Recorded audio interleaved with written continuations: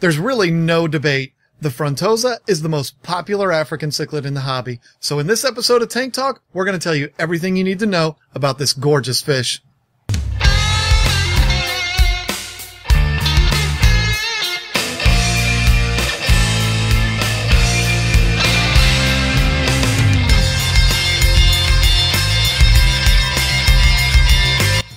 Ask any African cichlid keeper out there what their favorite cichlids are, and I promise you just about all of them are going to say the Frontosa, and with good reason. Just look at them. These fish are stunners, folks. They stand out from a mile away. They get huge.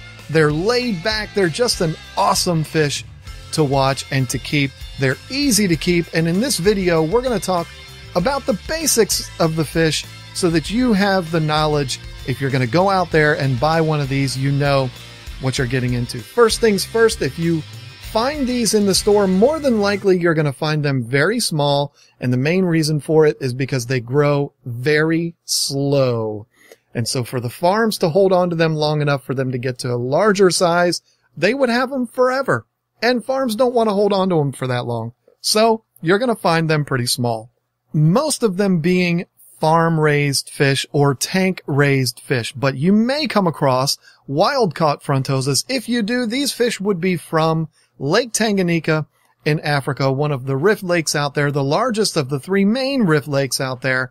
But again, you're going to go broke if you buy these things wild-caught because they're so popular and they're so highly sought after that if you find them wild-caught, they're just absolutely outrageously expensive, but it's worth it because they're some of the most sought after and most gorgeous fish out there. Now, these fish get huge. You need to know that.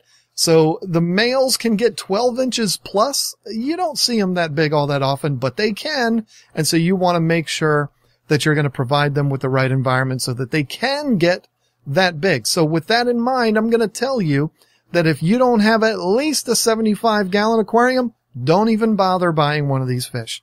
Now, if you're going to buy them small and your intention is to upgrade your tank and get a bigger one pretty soon, then go ahead. But I wouldn't want you to put this fish in anything smaller than a 75-gallon.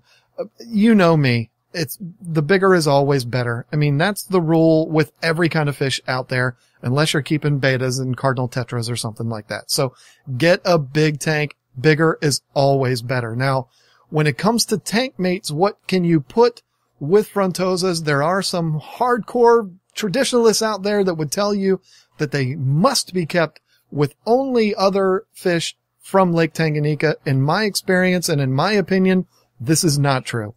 I've kept them with Malawi cichlids ever since I've been keeping Africans, and they've been totally fine. These fish are very hardy, and they can tolerate a little bit lower pH and a lower hardness than what they would find in Lake Tanganyika. So you'll read the books, you'll look at the websites, and they'll tell you that you need to have an extremely hard water and a very high pH to keep Frontosas. And in my experience, this just isn't true because most of these fish, like I said earlier, are tank-raised fish, and they've adapted to the lower pHs. Now, I'm not telling you you can put them in a tank with a 6.0 pH and very soft water that you just took out of your reverse osmosis system. No, don't do that, but they can tolerate a little bit lower than what some of the books would say. Some of the things will tell you that they need to be at a pH of 9.1, and that's just absolutely ridiculous. They can tolerate it a little bit lower than that. Ideal would be 7.8 to 8.2 or higher. But if you have a pH at 8.2, let's say, and you have your Malawi cichlids in there and they're doing fine, a Frontosa will mix in with them just fine, and they will be able to tolerate those water parameters, and they'll be able to thrive in those water parameters. Now, like I said earlier, you do need to keep in mind that these fish are very slow growers. So if you're going to put them in there with haps and with peacocks that are going to explode and grow really fast, they might outgrow the Frontosas and end up killing them. You want to keep that in mind because you definitely don't want to see these fish get killed by your bigger fish. They're very expensive, even at smaller sizes. So you definitely don't want to see that happen. Now, as far as their diet goes, these fish are piscivores, which means they definitely like to eat other fish. Now, they're not going to eat fish that are bigger than them, but if you have really small fish in the tank, they will eat them without any hesitation at all. So keep that in mind. But when it comes to the food that you are going to feed your fish, you have a few options. You can feed them live feeder fish if you want. I'm not a fan. I never have been. I do not support the idea of feeding feeder fish just because feeder fish are gross and they're raised in terrible environments.